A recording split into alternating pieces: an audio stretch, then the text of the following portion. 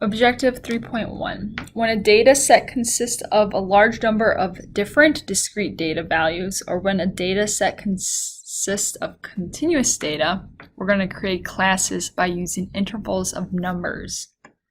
So up above, they were a small amount, nice whole numbers. Now, if we have continuous data or a large set of discrete data, we're going to use what is called classes.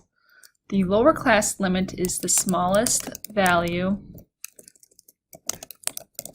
within the class. The upper is the largest value within the class. Class width is the difference between consecutive lower class limits.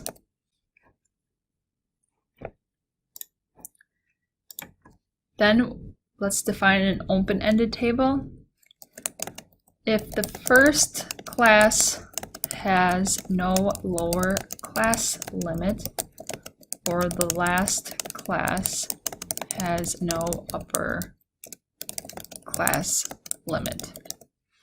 We will come back to this after we construct the classes for this, and then I can do a little bit more of an explaining, or a better job explaining this. So let's work on an example. Suppose you are considering investing in a Roth IRA. You collect the data below, which represent the 5-year rate of return in percent adjusted for sales charges for a simple random sample of 40 large blend mutual funds. Construct a frequency and relative frequency distribution of the data for 12 classes. So up above for Wendy's, we had nice whole numbers, so we could just use those. Now we do not have that, so what we're going to create are classes. And this is continuous data, just for a reference. So first, let's calculate our class width. So class width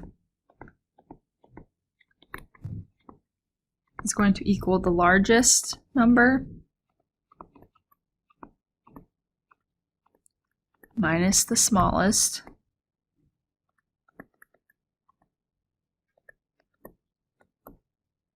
all divided by the number of classes.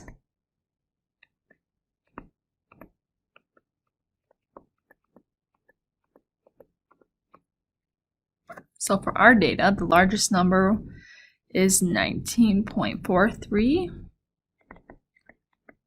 The smallest is the 8.28.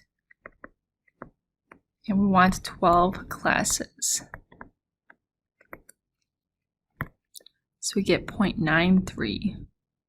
If you're trying to do this all in your calculator at once, don't forget to put this in parentheses, and then it should work.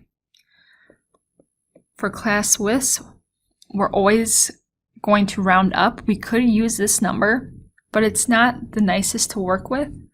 So I'm going to say always round up. So the class width,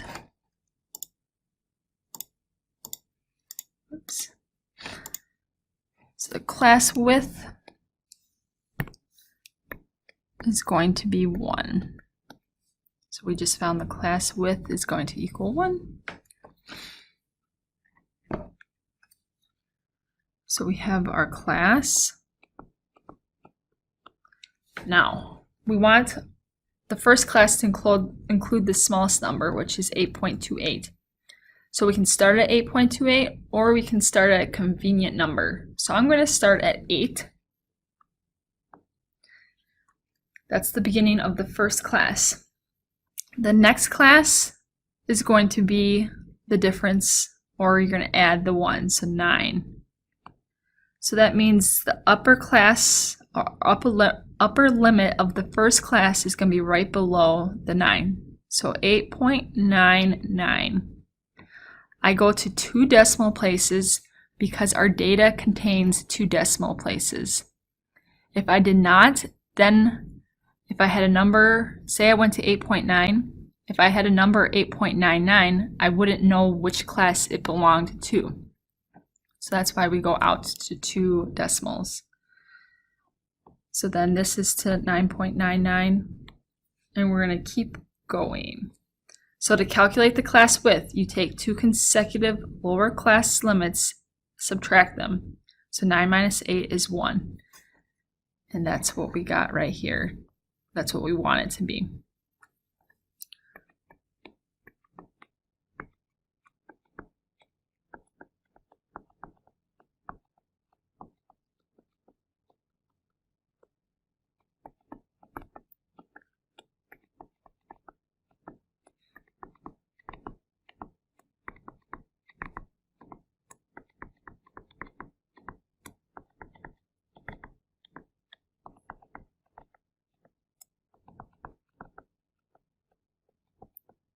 Okay, now that we have our classes, we can figure out the frequency. So go through each of the numbers and tally how many each one occurs. Once you do that, resume the video and check your answers. So I got 2, 2, 4, 1, 6, 13,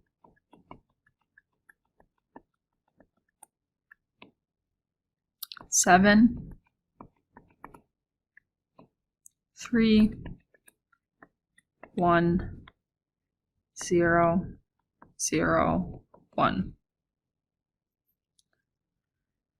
Okay, the question also asks for relative frequency. Again, add them up. This should equal the number of observations. So we had 40 observations again. So take the number or the frequency divided by the total, 0.05. 0.05.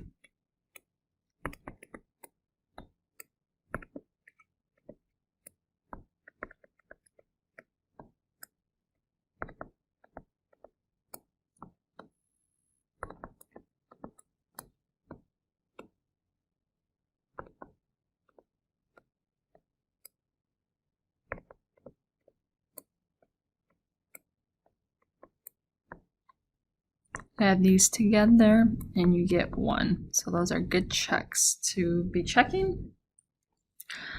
I'm going to write over here, class width, 9 minus 8 equals 1.